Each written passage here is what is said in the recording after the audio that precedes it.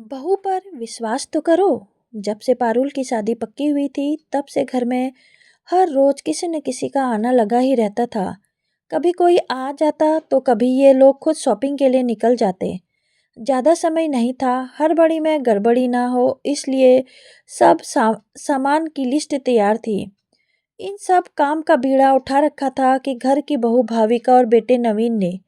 पारुल नवीन की छोटी बहन थी, घर में माँ सपना थी और पापा विजय नाथ जी थे। और दोनों अपने अपने कामों में रिटायर हो चुके थे। दोनों ही प्राइवेट जॉब करते थे, इसलिए ज़्यादा कोई बचत नहीं थी। हाँ, लेकिन जो भी था उसमें दोनों ने अपने बच्चों की बहुत अच्छे से परवरिश की थी। उन्हीं की देख रेख में सारा काम दोनों ने संभाल रखा था। भाविका अकेली ही बहुत से काम संभाल लेती थी।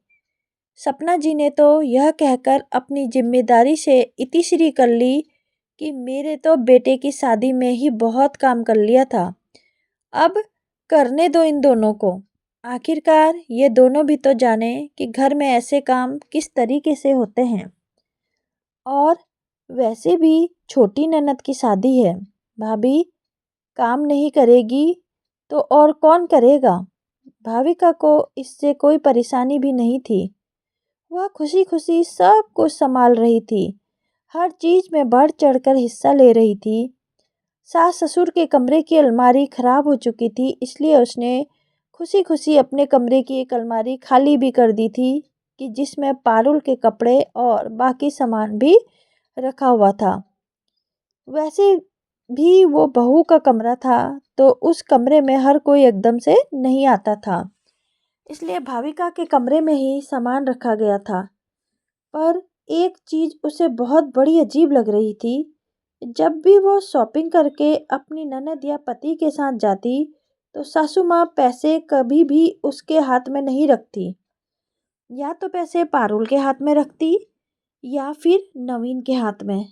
पहले तो उसे भी ये अपना वहम ही लगता था, पर जब उस दिन उसे नवीन के साथ शॉपिंग करने जाना था तो नवीन के ऑफिस में कुछ ज़रूरी काम निकल आया और नवीन उसे यह कहकर घर से निकल गया कि मैं ऑफिस जा रहा हूँ, 2 घंटे का ही काम है, अभी मुझे देर हो रही है।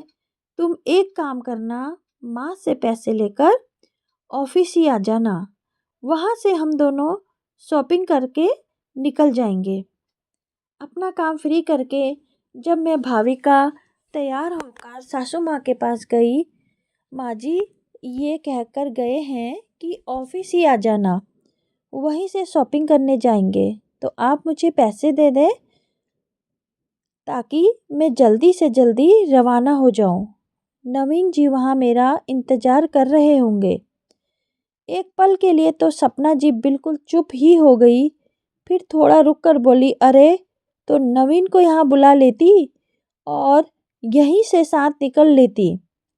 कहाँ अकेली ऑफिस जाएगी इतने पैसे लेकर। पर भाग्यवान, नवीन इतनी दूर वापस क्यों जाएगा। भाविका सही तो कह रही है, ये वहाँ चली जाएगी तो कितना समय बच जाएगा दोनों का। हाँ वह तो ठीक है, लेकिन ससुर जी के टोकने पर पता नहीं क्या सोचकर सासू माँ पैसे देने को तैयार हो गई। पर भाविका को नहीं, बल्कि उन्होंने पारुल को तैयार कर लिया कि भाविका के साथ जाने के लिए, और पैसे पारुल के ही हाथ में दिए। भाविका को अजीब लगा पर वह चुप रही। खैर यूं ही शॉपिंग चल रही थी और भाविका तन और मन से हर चीज में अपनी योगदान दे रही थी। आज पारुल के लिए गहनों की शॉपिंग होनी थी, जिसके लिए नवीन, पारुल, सपना भी और विजय जी शॉपिंग करने गए। भाविका को लेकर नहीं गए, आखिर घर कौन संभालता। खैर वो भी ज़रूरी है, शादी के घर में आखिर घर में किसी न किसी का होना तो ज़रूरी होता है। लेकिन जब शॉपिंग करके आए तो सपना जी ने भाविका को अपने कमरे में ही बुलाया और वहीं उसे सारे गहने दिखाए। गहने दिखाने के बाद सपना जी वो गहने अपने कमरे में ही रखे बक्स में रख रही थी तो विजय जी ने टोक दिया, अरे तुम गहने बक्से में क्यों रख रही हो? अरे, बक्से में रखूं तो कहाँ रखूं जी? हमारी अलमारी बिल्कुल खुली है, पर्दे ही तो लगे हैं, परंतु इसे गोदरेज का भी ताला खराब हो चुका है, तो अब बक्से में ही रखने पड़ेंगे ना। तो अरे, तो बक्से में रखने की वजह तुम नवीन के कमरे में अलमारी में क्यों नहीं रखती? पारुल के सामान के साथ वहाँ कम से कम सेफ तो रहेंगे। अरे गहने हैं, ऐसे कैसे उस कमरे में रख दूं? कहीं गुम हो गए या चोरी हो गए तो क्या करेंगे हम लोग? इतनी महंगी चीज दोबारा थोड़ी ना बनती है। कैसी बातें कर रही हो? ऐसे कैसे गुम हो जाएंगे? उल्टा वहाँ अलमारी में गहने सुरक्षित ही रहेंगे।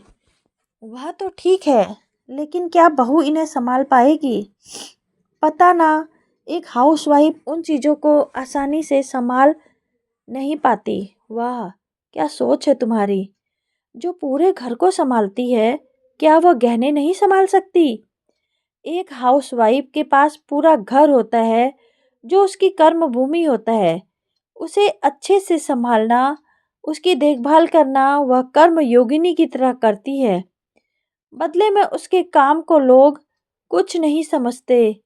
एक हाउसवाइफ के पास अपना पूरा घर छोड़कर लोग बाहर कमाने जाते हैं, निकल जाते हैं, पर उसी हाउसवाइफ पर कोई विश्वास नहीं करता कि वह पैसे कैसे, टके या गहने भी संभाल सकती है। और ये हाउसवाइफ हाउसवाइफ क्या लगा रखा है? हाउसवाइफ नहीं, होम मेकर कहो। ये होम मेकर हैं, तभी सब कुछ इतना आसानी से हो पा रहा है। वरना याद है ना, बेटे की शादी में क्या हालत हुई थी हमारी, जब सब कुछ हम अकेले करना पड़ रहा था। बहू है वो तुम्हारी, थोड़ा तो विश्वास करो उस पर। जब से शॉपिंग शुरू हुई है, मैंने कई बार नोटिस किया है, ना तुम बहू के हाथ में पैसे रखती हो और अब गहनों के लिए भी तमाशा कर रही हो। थोड़ा तो विश्वास करो उस पर। हाँ जी, यह बात तो मैंने कभी भी ध्यान नहीं दी। जब मैं नौकरी करती थी तब तो अम्मा जी घर संभालती थी। मैंने तो शायद ही अपना घर संभाला भी हो। चलो कोई बात नहीं, देर आए दुरुस्त आए। मैं ये गहने भाविका के कमरे में ही रख देती हूँ।